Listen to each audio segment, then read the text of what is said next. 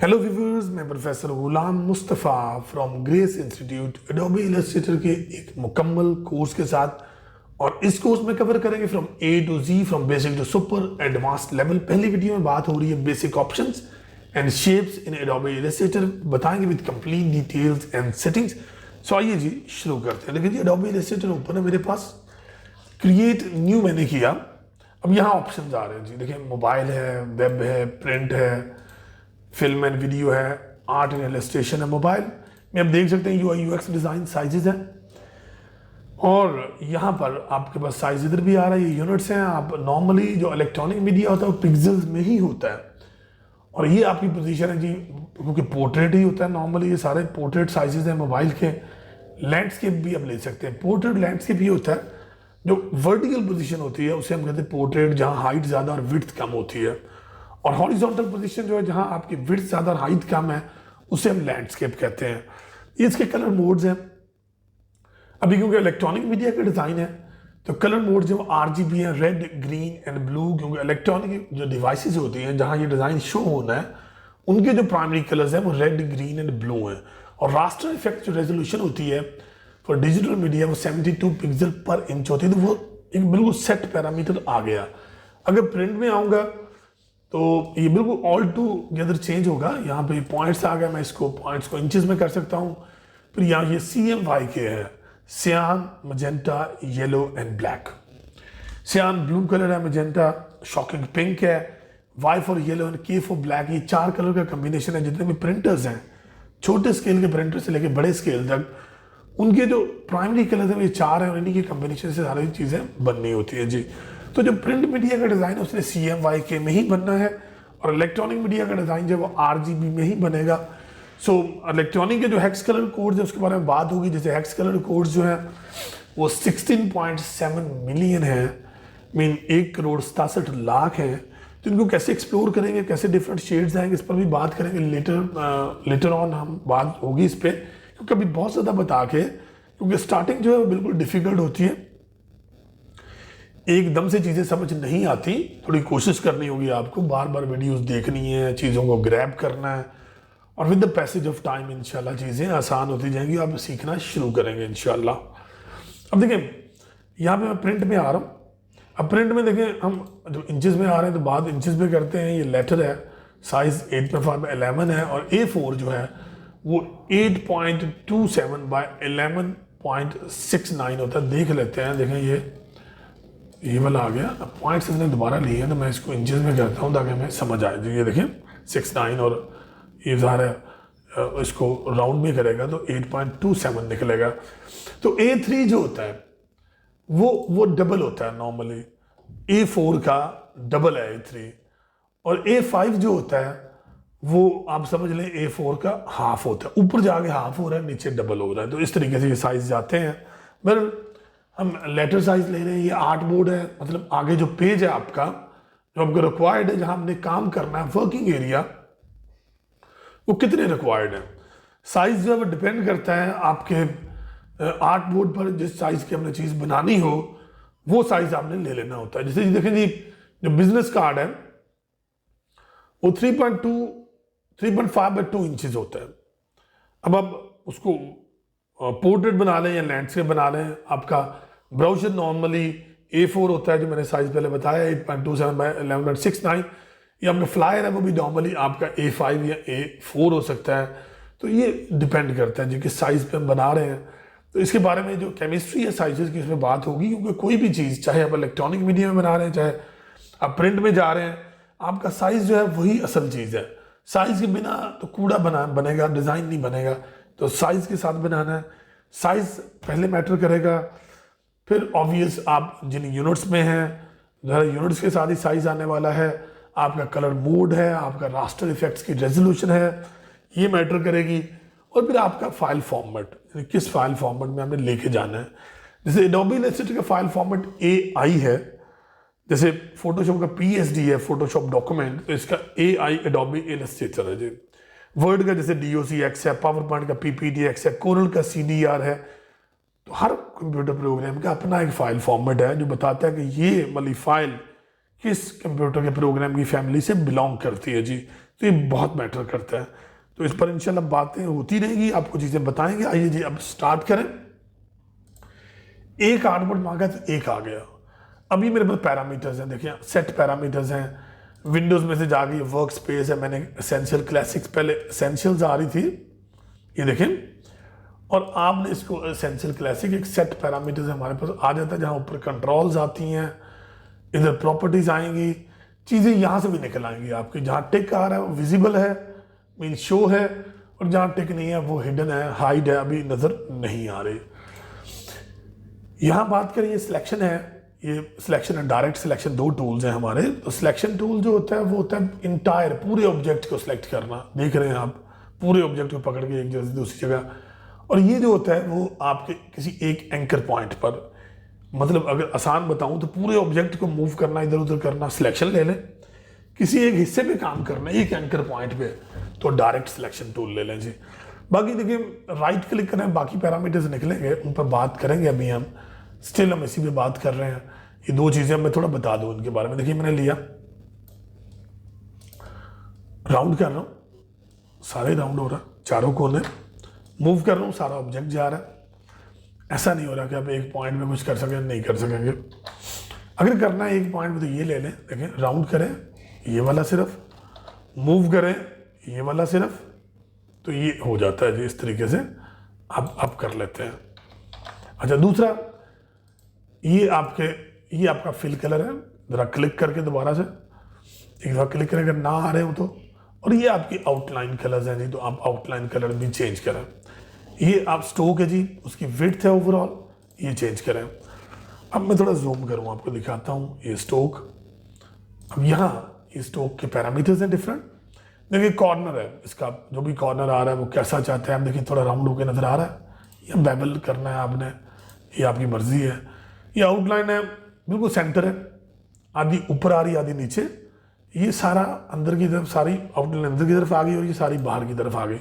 तो ये आपने देखना कि डिज़ाइंस में आपने कहाँ इन्हें एडजस्ट करना है जी। तो इस बारे में भी इंशाल्लाह डिफरेंट डिज़ाइंस को लेकर बात हुई। ये डैश्ड लाइन है, एक डैश है, गैप भी आप 12 का ही देना चाहते हैं तो 12 का ही दे दें, और फिर आप छोटी डैश करना चाहते हैं तो छोटी डैश कर लें, फिर आप स्पेस भी कम करना चाहते हैं तो स्पेस भी कम कर लें।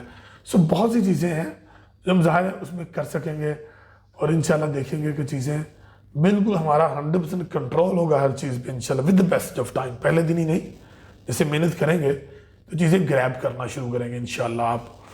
अच्छा चले मैं एक दफ़ा स्टोक की डैश हटा देता हूँ। अच्छा मैं यहाँ पे चलें फॉर इंस्टेंस ये वाला कॉर्नर लेके तो इसको राउंड कर दिया हमने। अब ये देखें ये आ गया स्कैलप अंदर की तरफ, ये कॉर्नर एडिट कॉर्नर की कमांड है, चैम्फर आ गया या राउंड आ गया वो देखें। और रेडियस कितना करना है, पॉइंट्स में आ रहा है वो कम ज़्यादा हो जाएगा आप जितना करना चाहते हैं जी। कंट्रोल जीरो आपका ये शो हो गया। फुल आपका कैनवस जो है आर्टबोर्ड, ऑल्ट दबा के मूव करेंगे तो डुप्लीकेट, और कंट्रोल डी रिपीट हो गया जी, बार बार फिर आएंगी चीज़ें। छोटा करें, शिफ्ट दबा के करें, अब ऑल्ट दबा के मूव करें, ये देखें, और कंट्रोल डी ताकि ज़्यादा अच्छा याद है। कंट्रोल ए डिलीट किया, यहाँ से बनाते हैं जी। रेक्टेंगल की बात कर रहे हैं हम, बेसिक जो टूल्स हैं, राइट क्लिक करके आप खोल सकते हैं, रेक्टेंगल लिया, शिफ्ट होल्ड करके बनाएंगे तो आप देख सकते हैं ट्रांसफॉर्म में बिल्कुल बराबर बना। ये देख सकते हैं इस तरफ आपके पॉइंट्स हैं, तो एग्जैक्टली बिल्कुल जैसे विड्थ है वैसे ही हाइट है। एक स्क्वायर, एक मुरब्बा शक्ल बनी है, इक्वल शेप बनी है by holding shift from the keyboard. Shift आपने दबाई है तो ये बना है जी, तो ये आ गया। आपने ये बना ले शिफ्ट होल्ड करके। अगर आप इसके सेंटर में जाके एक और रेक्टेंगल बनाना चाहते हैं जी, व्यू में जाके, और आप यहाँ से इसकी गाइड्स वगैरह जो हैं वो आप ऑन कर सकते हैं। तो ये स्नैप टू पॉइंट और बाकी स्नैपिंग जो है वो आप यहाँ से इसकी ऑन करें। स्नैपिंग ये होता है कि हेल्पफुल होता है आपके लिए, आप जब काम कर रहे होते हैं। स्मार्ट गाइड्स भी हमारी ऑन है, कंट्रोल यू से, सो मेरे लिए पोजीशन मुझे ये अब ऑटोमेटिकली बताएगा जैसे कैसे। अब मैं यहाँ आता हूँ, ये सेंटर मुझे बता रहा है, मैंने ये लिया। सो दिस इज माई सेंटर। अब अगर इकट्ठे शिफ्ट और ऑल्ट दोनों दबाएंगे तो बिल्कुल सेंटर से एक चीज़ निकल के आ रही है और मैं जहाँ मर्जी उसे ले जाऊँ। क्यों ऐसा हो रहा है? एक तो मुझे पोजीशन इसलिए पता चल रही है बगैर सेलेक्ट किए, क्योंकि मैंने स्मार्ट गाइड्स ऑन की। अब यहाँ सेंटर है और शिफ्ट और ऑल्ट दोनों दबा दें आप, ये देखें।